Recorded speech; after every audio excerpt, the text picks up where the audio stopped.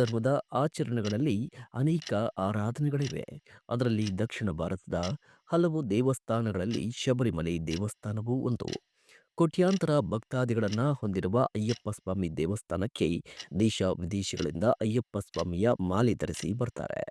ಅಯ್ಯಪ್ಪ ಸ್ವಾಮಿಯ ವ್ರತ ಆಚರಣೆಗಳು ಹಾಗೂ ಪೂಜಾ ವಿಧಿವಿಧಾನಗಳು ವಿಶೇಷವಾಗಿವೆ. ಅಯ್ಯಪ್ಪ ಸ್ವಾಮಿಯ ಭಕ್ತರು ಕಪ್ಪು ಬಟ್ಟೆ ಯಾಕೆ ಧರಿಸ್ತಾರೆ? ಇರುಮುಡಿ ಕಟ್ಟುವ ಉದ್ದೇಶವೇನು? ಗುರುಸ್ವಾಮಿ ಅಂದರೆ ಯಾರು? ಅಯ್ಯಪ್ಪ ಸ್ವಾಮಿ ವಿವಿಧ ಭಂಗಿಯಲ್ಲಿ ಕೂತು ಭಕ್ತರಿಗೆ ದರ್ಶನ ಕೊಡೋದ್ಯಾಕೆ? ಹೀಗೆ ಅಯ್ಯಪ್ಪ ಸ್ವಾಮಿಯ ವ್ರತ ಆಚರಣೆಗಳ ಹಿಂದಿನ ರಹಸ್ಯಗಳ ಬಗ್ಗೆ ಇಂದಿನ ಈ ವಿಡಿಯೋದಲ್ಲಿ ತಿಳಿಯೋಣ.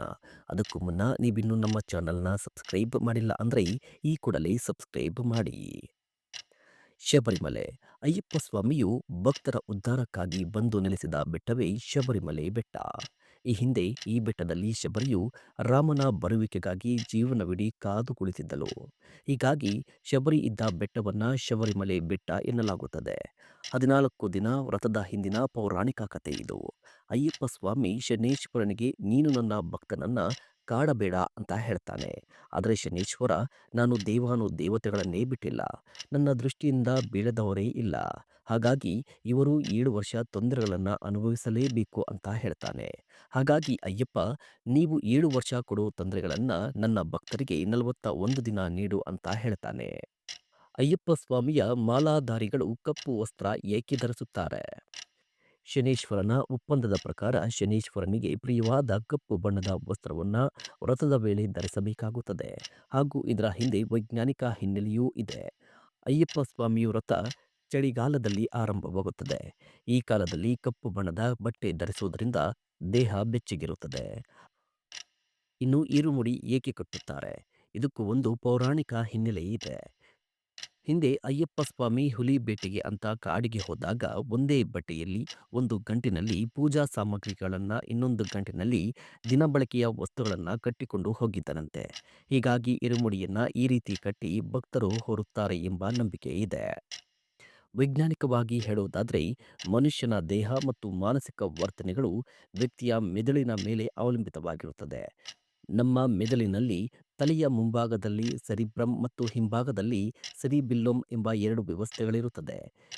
ಇರುಮುಡಿ ಕಟ್ಟಿ ತಲೆಯ ಮೇಲೆ ಇಟ್ಟುಕೊಳ್ಳುವ ವಿಧಾನದಿಂದ ಈ 2 ಗ್ರಂಥಿಗಳು ಸರಿಯಾಗಿ ಕೆಲಸ ಮಾಡುತ್ತವೆ.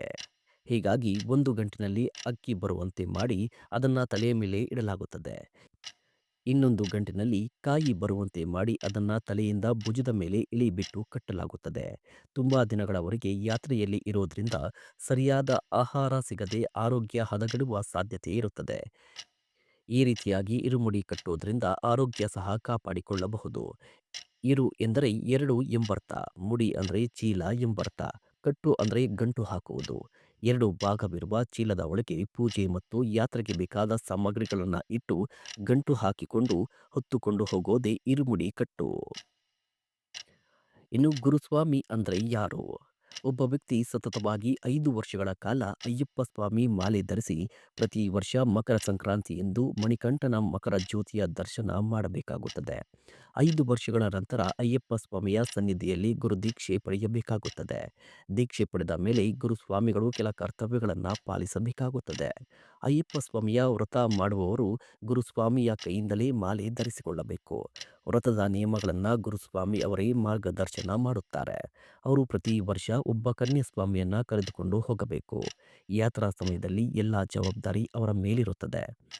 ವ್ರತದ ಎಲ್ಲ ನೀತಿ ನಿಯಮಗಳನ್ನು ಹೇಳಿಕೊಡಬೇಕಾಗುತ್ತದೆ. ದಾರಿಯಲ್ಲಿ ಇರುಮುಡಿ ಇಳಿಸುವಾಗ ಗುರುಸ್ವಾಮಿಗಳೇ ಇಳಿಸಬೇಕು.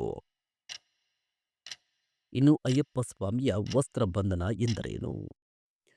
ಅಯ್ಯಪ್ಪ ಸ್ವಾಮಿ ಮಹಿಷಿಯನ್ನ ಸಂಹರಿಸಿದ ಮೇಲೆ ಶಬರಿಮಲೆ ಆಲಯದಲ್ಲಿ ಜ್ಞಾನಪೀಠದ ಮೇಲೆ ಕುಳಿತು ಭಕ್ತರಿಗೆಲ್ಲ ಅನುಗ್ರಹ ನೀಡುತ್ತಿರುತ್ತಾನೆ. ಸ್ವಾಮಿ ಇರುವ ಶಬರಿ ಆಲಯಕ್ಕೆ ಸ್ವಾಮಿಗಳ ಆಭರಣಗಳನ್ನು ಹೊತ್ತುಕೊಂಡು 18 ಮೆಟ್ಟಿಲು ಹತ್ತಿ ಅಯ್ಯಪ್ಪ ಸ್ವಾಮಿಯ ತಂದೆ ಪಂಗಳರಾಜ ಬರುವುದನ್ನು ನೋಡಿ ಅಯ್ಯಪ್ಪ ಸ್ವಾಮಿ ಯೋಗಾಸನದಿಂದ ಎದ್ದು ನಿಲ್ಲೋಕೆ ಪ್ರಯತ್ನಿಸುತ್ತಾರೆ. ಅದನ್ನು ನೋಡಿದ ಪಂಗಳರಾಜ ಸ್ವಾಮಿಯನ್ನ ಬೇಡ ಬೇಡ, ಎದ್ದು ನಿಲ್ಲಬೇಡ ಅಂತ ತಡೆದು ತನ್ನ ಭುಜದಲ್ಲಿದ್ದ ರೇಷ್ಮೆ ವಸ್ತ್ರವನ್ನು ಅಯ್ಯಪ್ಪ ಸ್ವಾಮಿ ಮೊಣಕಾಲುಗಳಿಗೆ ಸುತ್ತಿ ಬಂಧನ ಮಾಡುತ್ತಾನೆ.